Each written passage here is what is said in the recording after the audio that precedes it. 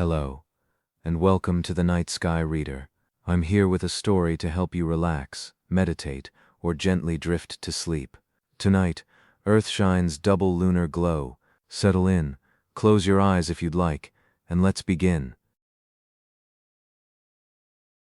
You step from the kitchen into the night, and the moon is already waiting. It hangs above the roofline of the house across the way, still and bright in the first clear sky you have seen in days, and before your eyes have finished adjusting to the darkness, you see that it is two things at once.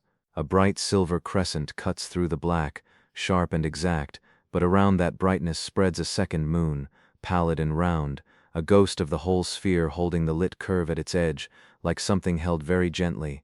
You stop at the rail. The enamel mug in your hand is still warm from the tea you were finishing inside, and a faint curl of steam rises from the rim before the night takes it.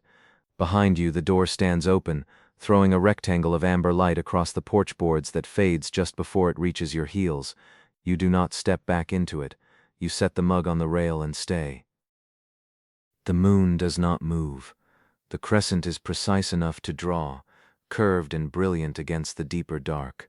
Around it, just barely there, the rest of the disk holds its shape in a gray so soft it seems uncertain of itself, present only if you let your focus loosen rather than press. It is the full moon outlined in something quieter than moonlight, lit not by the sun directly but by the earth below you, the planet returning a fraction of the day's light back to its satellite, completing a circuit so patient and so large that it arrives here as this modest ash-gray glow. You do not need to know the name for it. You can simply see what it is, the moon, partial and whole at once, burning at its edge and barely present through the rest of its face. You rest your hands along the top board of the rail. The wood grain catches on your fingertips, small ridges where the paint has weathered down to bare wood. You press into it slightly and feel the rail answer with its own solidity, cool now, slightly damp where the night has already begun to settle on surfaces. The air moves against your cheeks, not wind exactly, just the slow respiration of the outdoors finding a new temperature, and you notice for the first time how warm the house had been behind you, how the kitchen light had filled your field of vision with its yellow press.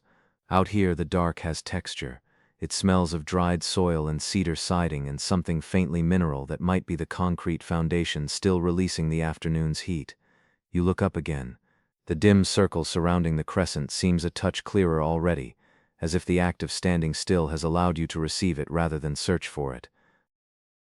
The boards are solid under your feet. You shift your weight from one foot to the other and feel their slight give, hear their low creak absorbed immediately by the open air. Off in the yard somewhere, the dark shapes of shrubs hold still against the lighter dark of the sky above them. Nothing moves out there. The houses nearby have gone quiet, lights reduced to one or two windows, a blue television glow visible through the branches of a tree at the property edge. You lean on the rail and breathe the cool air in slowly, feeling your chest expand and settle. The mug stands beside your elbow. You pick it up and hold it without drinking, feeling the warmth of the ceramic against your palm, then set it down again. Above the roofline, the crescent burns steady. Its companion disk waits in its surrounding quiet, and you begin to understand that it will not announce itself. It will simply be there for as long as you are willing to look. After a while, you begin to measure. Not intentionally, but the habit is faster than your attention, and you find yourself counting breaths, checking whether your jaw has unclenched, wondering whether the pale disk looks brighter than it did 3 minutes ago. You run a small inventory, shoulders dropped or not, feet grounded or restless, mind empty or still carrying something from the day. The moon hangs in its same position, indifferent to the inventory. You notice the house behind you, the soft mechanical hum of the refrigerator through the screen door still standing open, the warmth that presses faintly through the gap, the stack of papers on the kitchen table, the one page turned face down that you know without looking. You could go back in. The mug beside you is losing its heat. When you press the back of your hand to the enamel, it is merely lukewarm, the tea inside not yet cold but no longer warming. You have been out here long enough. The crescent burns. The gray disk seems exactly as gray as it was, and you feel a small tension working in your temples, an effortfulness that wants to perform rest correctly, wants to locate the calm, to confirm it and be finished. A cricket starts up somewhere below the rail, a single dry rhythm that runs for several seconds and then stops. You wait. It starts again. You had not noticed it before, but it must have been there all along, patient in the dark beneath the boards. The sound does not demand anything. It simply fills a small space in the night and repeats. You look at the mug. A bead of dew has formed on the outside of the rim, one clear drop clinging to the enamel, and you see it only because the crescent above throws just enough light to give it a shape. You had not noticed that either. You wonder what else you have been missing while checking whether the calm has arrived. You stop measuring and look up. With your eyes fully settled into the dark, the moon shows itself more completely. The ash-gray disk is not uniform. It holds subtle gradations, certain areas darker than others, the ancient planes of its surface faintly legible as variations of shadow pressed into shadow. The crescent burns at its edge with a light that feels almost tangible, pure silver against the softer glow that encircles it. The pale surrounding disk is the Earth's own face reflected back, daylight that crossed from the sun to your planet and then returned upward to the moon and then traveled back down to your eyes, a long, slow exchange that takes on no urgency anywhere in its circuit. It is simply what the light is doing as the creek runs and the grass grows and the cricket ticks below your feet. You take it in without reaching. You look down at the yard. The dark shapes of the shrubs are denser now, the television window in the distance dark. The cricket continues. 2 counts, a pause, 2 counts again. You breathe out. When you return your eyes to the sky, the crescent and its dim companion are still there, unchanged in any way you could name, yet they meet your attention differently than before, less like something you found and more like something that has been waiting here for you to stop arriving. Your shoulders notice the cold before the rest of you does. A deepening tightness settles across the back of your neck and the tops of your arms, the kind of chill that accumulates without announcing itself, that you only recognize when it has already arrived. The air has dropped further since you stepped out. You feel it clearly now on your wrists, on the back of your hands where they rest along the rail. The mug beside you is cold enough that you can tell without touching it, the heat entirely given over to the night. Dew covers its surface, fine and even, and the single drop at the rim has grown and now catches the moonlight in a clean, bright point. You think that you have seen what you came to see. The moon has shown you its hidden face, the earth has performed its reflection, and the night has given you its quiet. You could carry this inside, pour the cold tea down the drain, warm your hands at the tap, and take the image to bed with you. You half turn toward the door. The amber light from the kitchen falls across the boards again, closer looking somehow, more defined against the full dark your eyes have become accustomed to. The warmth is there, the papers on the table are there, 2 steps backward, and the night becomes the view through a window rather than the place where you are standing. But at the rail turned partway toward the door, you feel the effort that completion requires, the small labor of finishing the night properly.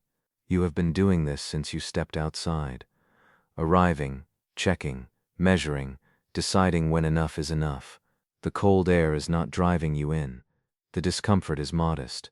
You stand at the threshold of the threshold, the porch between the house and the sky, and you notice only that your hands have left the rail. You stay, not with resolution, not with a breath drawn deliberately to signal a decision. You simply do not go in. Your hands return to the rail.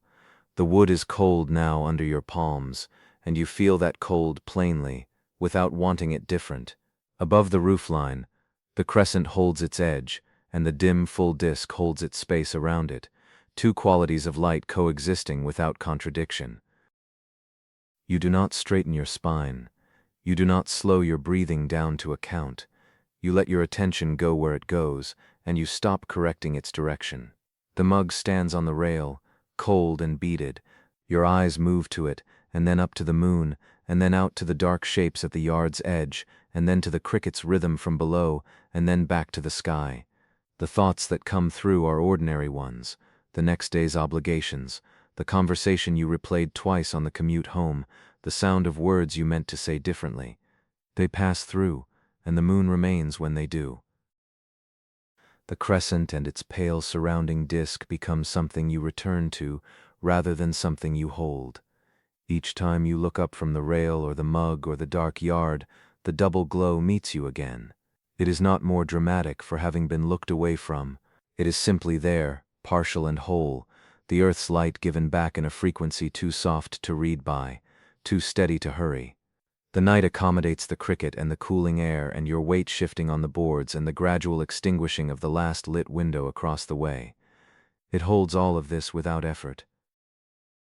Time passes without your marking it. At some point the cricket stops and does not start again. The mug has been cold for a while now, its entire surface beaded with fine moisture, and when you lift it out of habit, it is light and empty of warmth. The moon has traveled. It sits lower in the west, closer to the dark tree line at the edge of the neighborhood, its crescent still distinct, still sharp at the inner edge where the earth's shadow ends, and the sun's light begins.